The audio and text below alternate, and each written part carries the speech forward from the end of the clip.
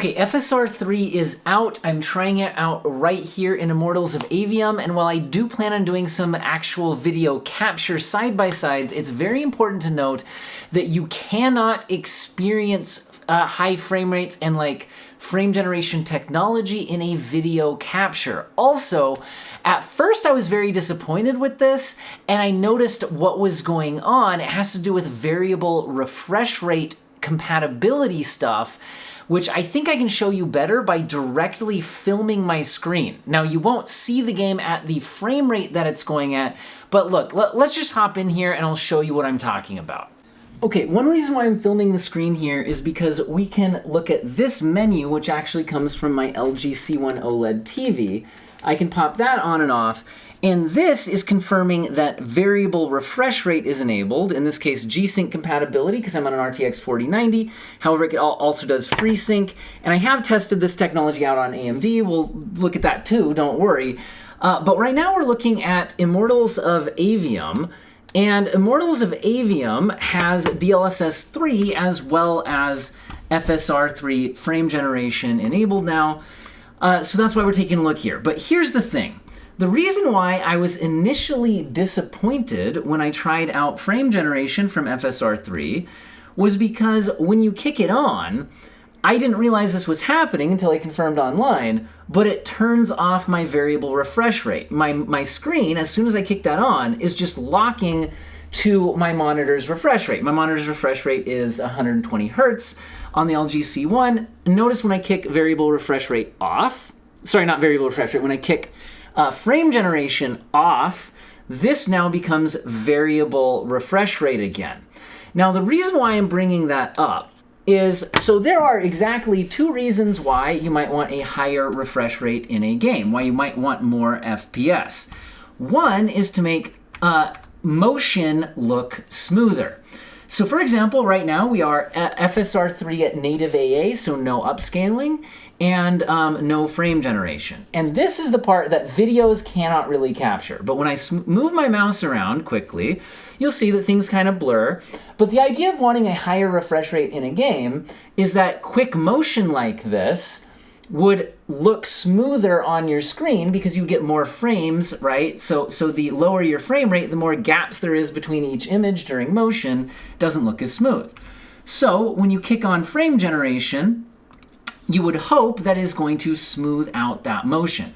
When I kick it on and then move my mouse around here, it looks a little bit smoother, but I was honestly kind of disappointed by the result at first.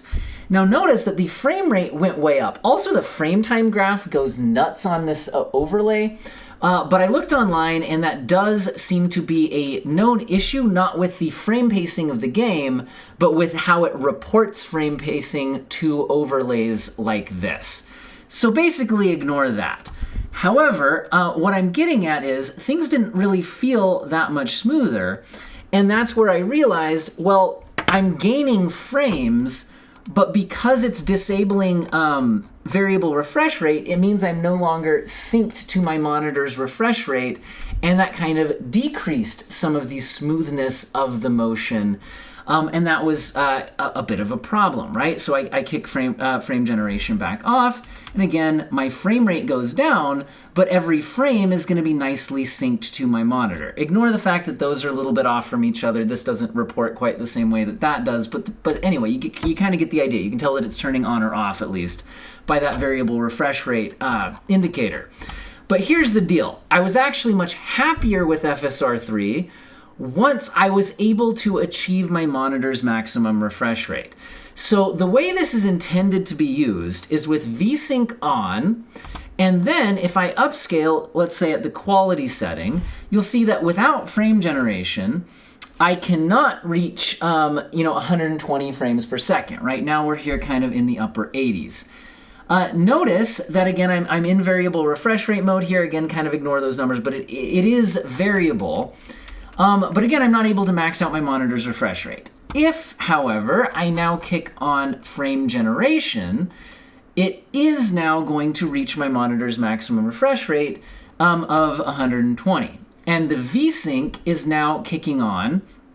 And now when I move this in motion, it actually looks very, very smooth. I get the smoothness of motion, which again will not pick up perfectly in a video like this, but I will tell you in person, this looks very smooth on my screen, which is the whole point of frame generation technology. The other reason why you want a higher frame rate in games is to increase the game's responsiveness. And FSR3 frame generation does not do that. It actually, you probably can't see this here, but later I'll do some actual video capture side by side. Average PC latency actually goes up with frame generation enabled. This is NVIDIA's overlay here, but we're here at about 60 milliseconds of latency with frame generation on. And if I turn frame generation off, notice that I'm now down to about 25 milliseconds, 23, 24, but you get the idea. It's significantly more responsive with frame generation disabled. Now on an AMD GPU, you'll have access to like anti-lag plus if you're on the new 7000 series, all of that. Now I did notice that NVIDIA Reflex is able to be toggled in the menu while I'm using this, although DLSS is not. So you can't use like DLSS quality but AMD frame generation. That's not enabled. And again, that did seem to be helping me quite a bit, because with Reflex turned off, I'm now around 55 milliseconds. Again, I can kick on Reflex. I'm now down to, I think, again, around the kind of mid 20 millisecond range on that. However, when I kick on frame generation, I'm not convinced it's actually applying NVIDIA Reflex, even though it says on the actual screen over here. Again, we're around 60-ish milliseconds of latency right now, and if I turn NVIDIA Reflex off, once it stabilizes here, we're still back at around 60 milliseconds. Now, I'm not sure whether or not it's that it's not working, or just the fact that if we're vsynced to 120, if there's just nothing we can do about it. Because I'm pretty sure Reflex works as like a bit of a frame rate limiter and decreasing how many frames are buffered, that kind of a thing. So basically, the fact that I can toggle it on doesn't seem to actually be like a meaningful thing. So basically, it looks like that's kind of the situation here, is that FSR3 is doing a good job of smoothing out the motion of the frames when you are able to achieve your monitor's maximum refresh rate and vsync to that. If you're going to dip below that in the game, then, like I said, my experience was actually not great. It did not feel like it was improving my experience very much when we were below the monitor's maximum refresh rate. Anyway, I do also want to kind of compare this somewhat subjectively to turning on DLSS3 frame generation and getting a bit of a comparison. Now, to do that, though, I've noticed that this game requires a restart if you switch between AMD's frame generation and DLSS frame generation. So now that I'm kicking on DLSS, you can kick on DLSS quality without restarting the game. And I will say here that the performance boost of DLSS quality seems similar to FSR3 quality, again, without frame generation enabled. Although generally, I do think the DLSS image quality here is a bit better than the FSR3 quality image. So in other words, I still think it's the case that FSR and DLSS upscaling is still definitely advantage NVIDIA. If I go to FSR3 quality, in motion, there's a little bit more breakup and sparkling on those. Again, picking that up in video, I have no idea. But I can just confirm for you in person that with, let's see, I've got to turn off FSR3. DLSS quality, again, similar performance numbers to what we were getting there with FSR3 quality. But the, like in motion, I'm not getting as much little sparkles around the edges of these images, that kind of thing. Anyway, to kick on DLSS frame generation, I am going to have to restart the game. So I will do that and report back. Okay, we've restarted the game. So first thing I noticed, and I've already switched off of it, is that the game menu is a bit bugged. So when I initially restarted the game at these settings, it showed frame generation on, but my frame rate numbers made no sense. So I turned DLSS completely off, and then turned it back on and toggled everything. And then it did actually seem to be working. Now, one thing I'll mention is that if we're comparing the average PC latency, at least as reported by the NVIDIA Performance Overlay, I'm getting about 36 milliseconds of reported latency. It can pop up into the 40s or so. Again, when I kick frame generation off, that does drop down then into the 20s. So it does seem like, at least on an NVIDIA GPU, the frame generation, at least reported latency through software, I don't have a way of hardware monitoring that myself, does seem to be a bit lower with the with NVIDIA's frame generation tool. But if you're on like a 20 series card, I mean, well, you wouldn't have had the option of doing the other one anyway, frame generation anyway. Now, let's go ahead and take a look at this. So again, we're on now DLSS quality with frame generation on. And here, I'm actually getting very similar frame rates. I'm getting around 120 frames per second, but actually a little bit over. Now, NVIDIA has the opposite issue of AMD, which is that you actually can't enable vsync in-game when you enable their frame generation technology. Theirs is actually not compatible. You can force it through the NVIDIA control panel, or you can also force frame rate limits.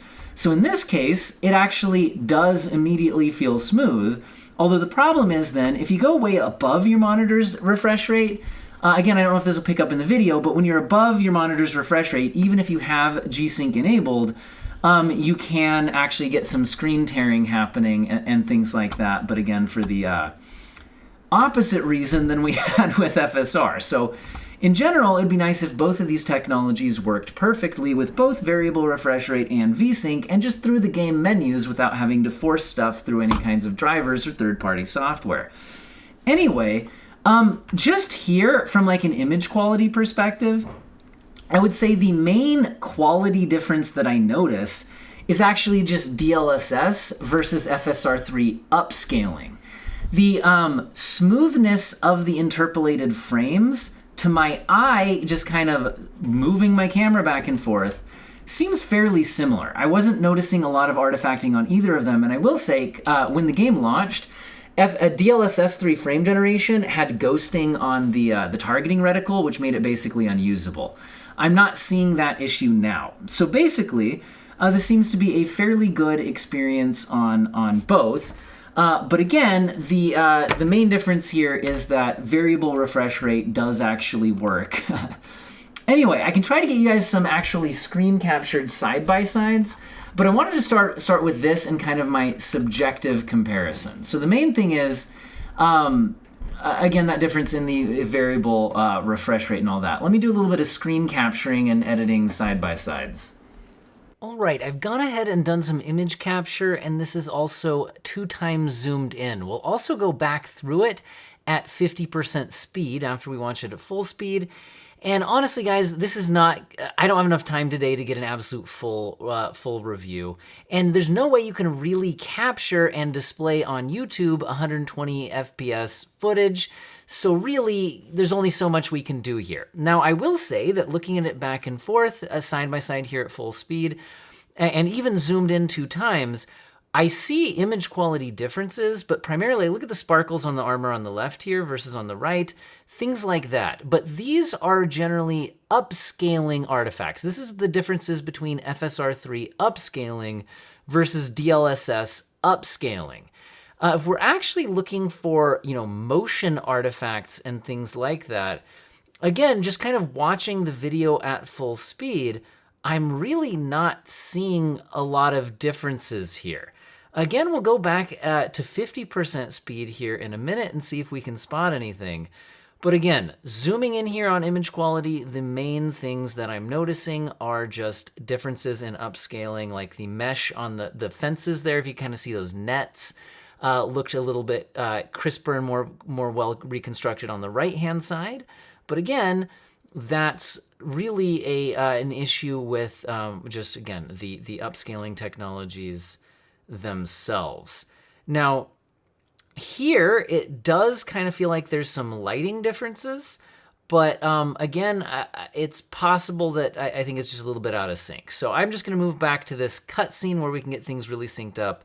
But now we're gonna watch it back through at 50% speed, again, trying to see if we can spot any sort of major differences. And again, the differences that I'm seeing, first of all, are fairly minor, but again, like if I look at the hair here, it looks a little more pixelated on the left, but again, that's an upscaling artifact, not really a motion artifact. As I watch the swords move here, I think there's more ghosting on the left, a little trail of it behind them as it moves, but again, that's an upscaling issue with FSR upscaling rather than the generated frames issue. Now, this also isn't really a super high-speed scene or anything like that, so maybe we'd get more motion artifacts like that. But I also, again, did just kind of play the game and just subjectively sort of move the mouse around quickly and all that and look for things. Again, the biggest difference I'm seeing here is the sparkles on the edge of the armor on the left-hand side of the screen, which, again, upscaling issue, not really a motion issue.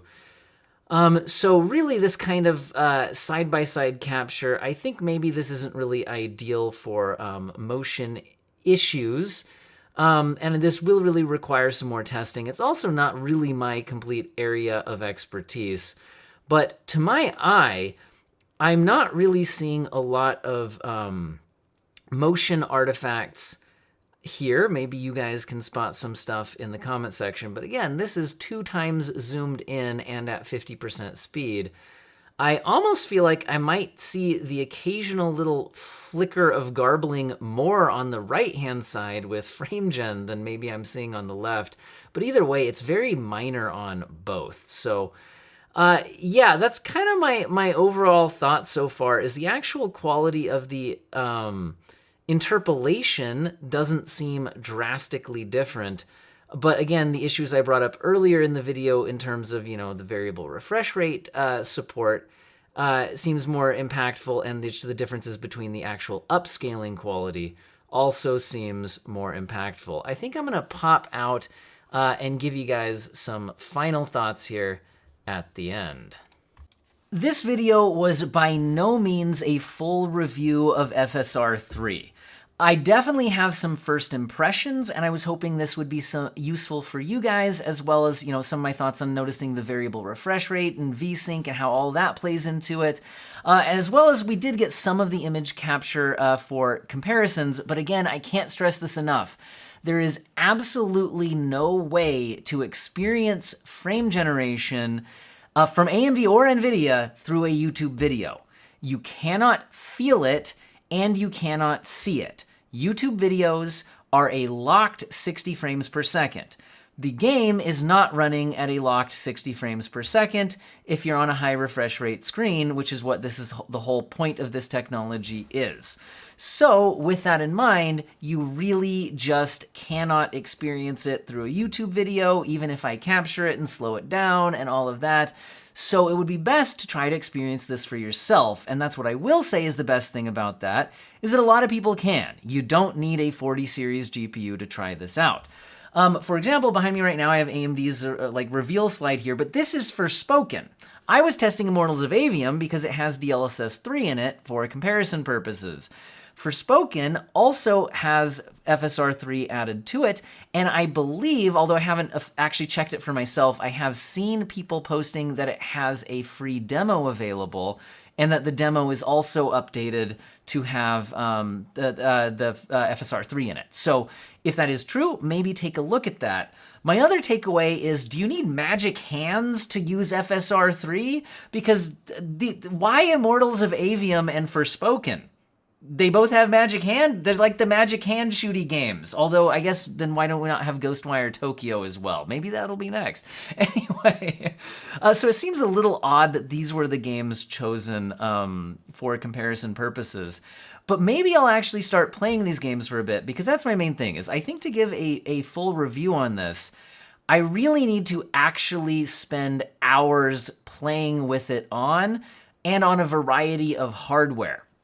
And that's really what I'd like to come back with, to you guys next with all of this, is I'd like to try this out on some other GPUs. Does this even run on a 10 series GPU? It's not officially supported, at least the frame generation piece of it. Could I just try this out on a 1060 and see what happens? What about an RTX 2060? I'd really be interested to see if NVIDIA's 20 and 30 series GPUs can find some benefit from this. But again, there's going to be that trade-off, because you can't run DLSS upscaling, at least in the games we've seen so far, and I have no reason to believe you could in the future. Maybe modders could do something. I have no idea. It might be a separate pipeline, but like, so basically, if you're going to use this with upscaling, although using it at native resolution is certainly an option, but if you're going to use this with upscaling, you will have to use the FSR upscaling, even if you're on a 20 or 30 series GPU. And as what I do think we could see in my side-by-side comparison in this video is that there are still image quality differences, and it is still advantage DLSS upscaling. So this might be a case of, do you want to just upscale to get your performance benefit on your 20 or 30 series GPU? Or if you want frame generation, now you've got to take, okay, do I want the upscaling quality hit, but then I get more frames? And it's really complicated. And like I said, I had no ability to go that in depth on a day one first impressions video. Also, I'd really like to see how this works on AMD's 7000 series GPUs versus their 6000 series GPUs from both a performance standpoint as well as a latency standpoint. And that's the other thing. I'm really hoping that, guys, I do this channel part-time. I work full-time as a teacher, and so like, I don't have like hardware for measuring latency. And I'd really be interested in a channel who does, diving deeper into that, measuring the latency differences and in a lot of different combinations. NVIDIA versus AMD. If you're on an AMD GPU, a 7000 series GPU versus a 6000 series GPU, anti-lag versus anti-lag plus, right? All of this. NVIDIA GPUs running FSR3 versus DLSS3. What's the latency differences? There's so many questions here to answer. So that's, I guess, one thing that I'm definitely excited about, is that this does absolutely give me a new thing to play around with, and I'm having a lot of fun with that. My other, again, first impressions, it certainly seems like this could be very usable and could have some use cases. But like I said, if I'm needing to basically lock to my monitor's refresh rate, then it's, I don't know, I want to see how this runs on, let's say, an older GPU, an older CPU, because then maybe we're going to get some more frame time stutters where we're pulled out of our nice vsync lock, and how does that feel? Again, just tons of things to test, but my initial impressions are overall positive. The actual interpolation, when I'm locked to my monitor's vsync window perfectly, does seem pretty good. And again, in my side-by-side comparison, which is, again, completely imperfect, if interpolation artifacting, I almost felt like I saw a few more little weird garbles on the DLSS3 than I did on the FSR3. But again, they have completely different modes of operating here and variable refresh rate and all of that. But the point is, this certainly seems usable. I need to play around with it a lot more before I can come down hard on a full review. What do you guys think in the comment section? I am super curious what your experience has been on your particular hardware and how you perceive image quality, how you perceive latency, all of that. Let me know. And also, like, what GPU are you using? Are you trying this out on an AMD GPU or a RTX GPU, a 40 series, 30 series, 20 series? Did anybody try it out on a GTX 970 and just see what happens? My guess is it didn't work very well, if they even let you push the button in the game. I haven't tested that yet. I will say, though, that my main disappointment, although it was expected given what AMD said, is that their just actual upscaling algorithm itself, the like FSR3 quality upscaling, not talking frame generation, it would have been nice to see that close the gap on NVIDIA more with the upscaling bit, because that was the most noticeable difference, and that's still, I think, the biggest gap that AMD should work on closing. But I get that they were focused on frame generation, and it seems intriguing. I need to go start playing around with this stuff a lot more and get back to you guys in a future video. I hope all of you have an excellent day.